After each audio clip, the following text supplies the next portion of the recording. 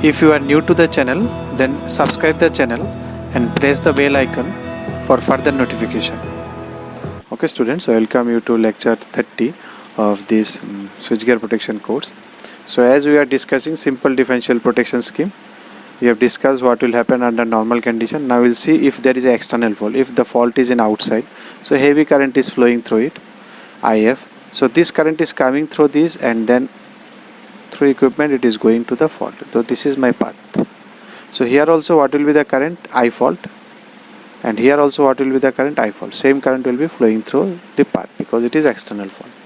So what will be the CT? You have already seen the dot conventions. If you have any confusion, you can cross check or you can re-verify it or have a re-look in lecture 29. So you have these dot connections now. So what will be the current here? This current will be IF because it is flowing IF, so it will be IF by N. And here also what will be the current?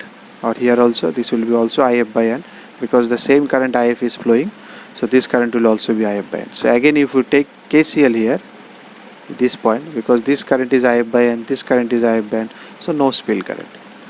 The spill current will be 0. So again it is protected. It should not trip at external fault. That is my desire. My desire is that it will work only for internal fault. If there is a fault inside the equipment, that's it. Because I am protecting that equipment only.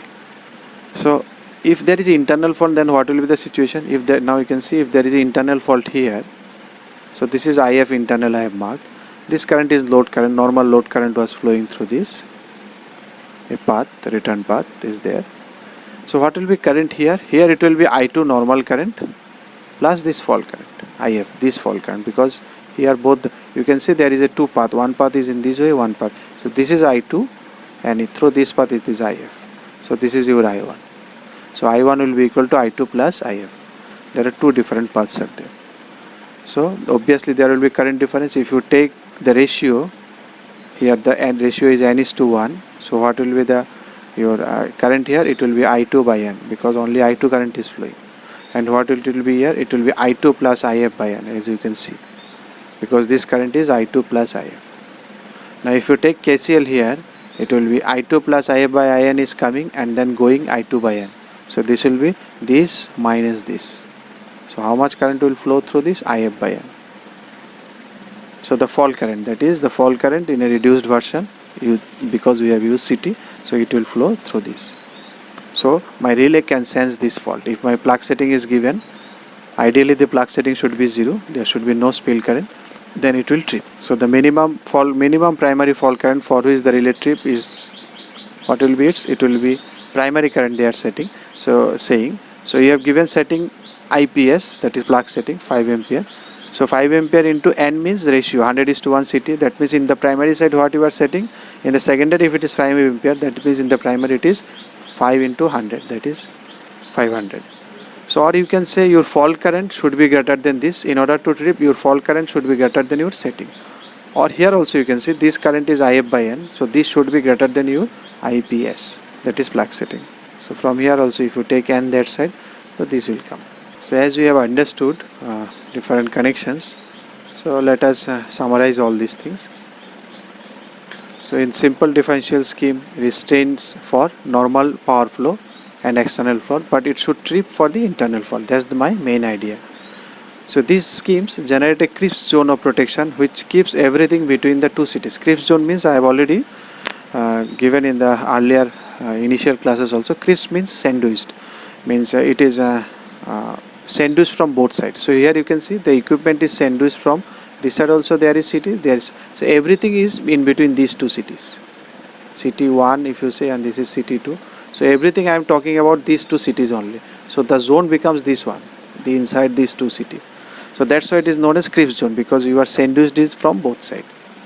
And everything between, anything between this CT is known as internal fault. Any fault between these two CT, and any fault outside this, it is known as external. This is external, this is internal,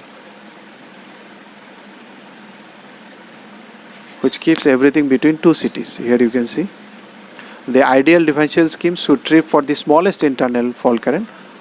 So what is my ideal case? Ideal case, if there is a minimum internal fault also, it should trip, and if there is a maximum external fault also, it should not trip, because it should not work for external fault.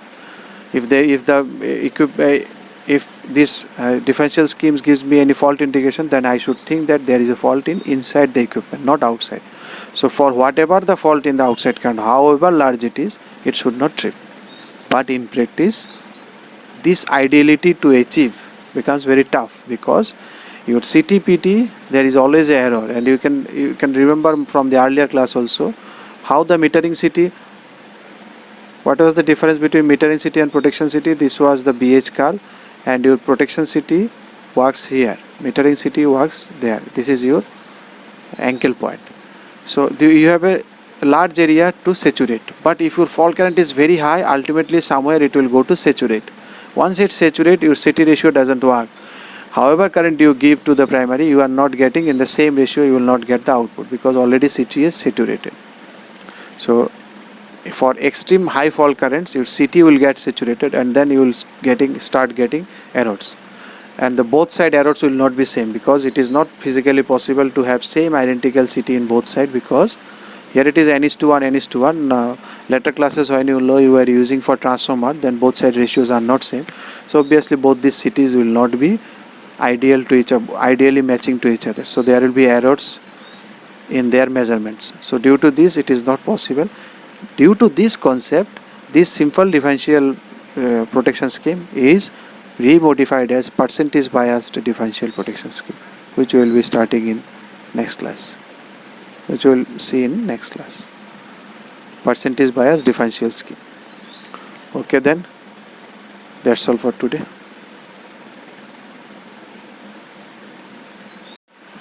Okay student, welcome you to lecture 30 of this gate engineering gate engineering. Okay students, welcome you to lecture 30 of this switchgear protection course. So as we are discussing simple differential protection scheme, we have discussed what will happen under normal condition. Now we'll see if there is an external fault, if the fault is in outside. So heavy current is flowing through it, IF. So this current is coming through this, and then through equipment it is going to the fault. So this is my path. So here also what will be the current? I fault, and here also what will be the current? I fault. Same current will be flowing through the path, because it is external fault. So what will be the CT? You have already seen the dot conventions. If you have any confusion, you can cross check, or you can re-verify it, or have a re-look in lecture 29. So you have these dot connections now. So what will be the current here? This current will be IF, because it is flowing IF, so it will be IF by N. And here also what will be the current? Or here also, this will be also IF by N, because the same current IF is flowing, so this current will also be IF by N. So again, if you take KCL here, this point, because this current is IF by N, this current is IF by N, so no spill current. The spill current will be 0. So again it is protected. It should not trip at external fault. That is my desire. My desire is that it will work only for internal fault. If there is a fault inside the equipment, that's it. Because I am protecting that equipment only. So if there is internal fault, then what will be the situation? Now you can see, if there is an internal fault here, so this is IF internal I have marked. This current is load current. Normal load current was flowing through this. A path, the return path is there.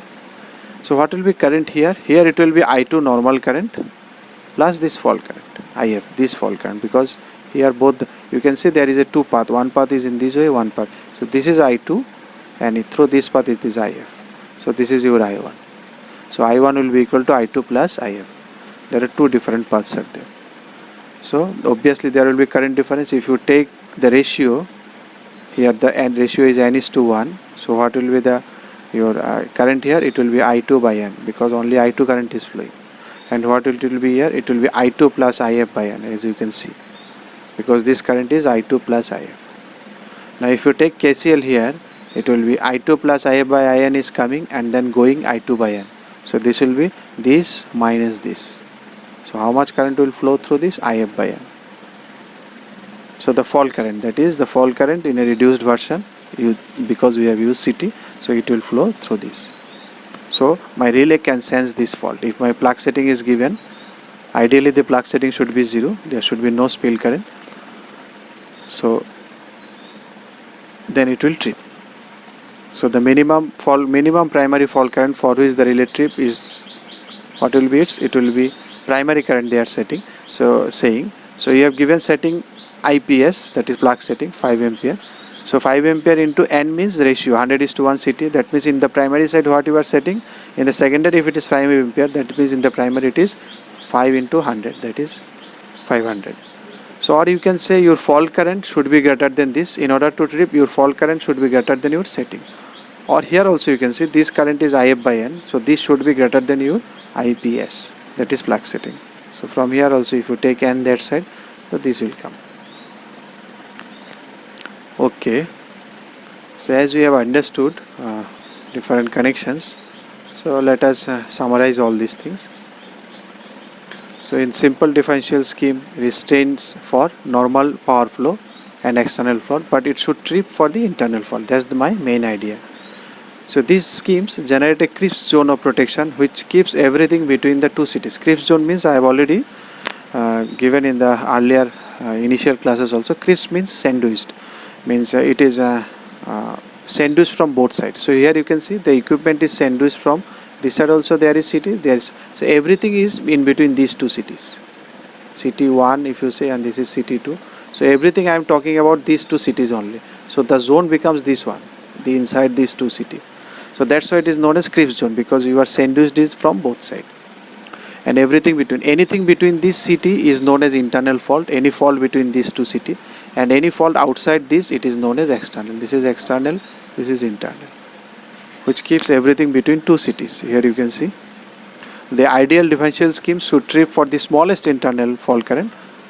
So what is my ideal case? Ideal case, if there is a minimum internal fault also, it should trip, and if there is a maximum external fault also, it should not trip, because it should not work for external fault. If this differential scheme gives me any fault indication, then I should think that there is a fault in inside the equipment, not outside. So for whatever the fault in the outside current, however large it is, it should not trip. But in practice, this ideality to achieve becomes very tough, because your CTPT there is always an error, and you can remember from the earlier class also how the metering CT. What was the difference between metering CT and protection CT? This was the BH curve, and your protection CT works here, metering CT works there. This is your ankle point. So you have a large area to saturate, but if your fault current is very high, ultimately somewhere it will go to saturate. Once it saturates, your CT ratio doesn't work. However current you give to the primary, you are not getting in the same ratio, you will not get the output, because already CT is saturated. So for extreme high fault currents, your CT will get saturated, and then you will start getting errors, and the both side errors will not be same, because it is not physically possible to have same identical CT in both side, because here it is N:1, N:1. Later classes when you were using for transformer, then both side ratios are not same. So obviously both these CTs will not be ideal to each other, ideally matching to each other. So there will be errors in their measurements. So due to this, it is not possible. Due to this concept, this simple differential protection scheme is re-modified as percentage biased differential protection scheme, which we will be starting in next class. Okay, then that's all for today. If you liked the video, then press the like button, and please give your valuable comments in the comment section.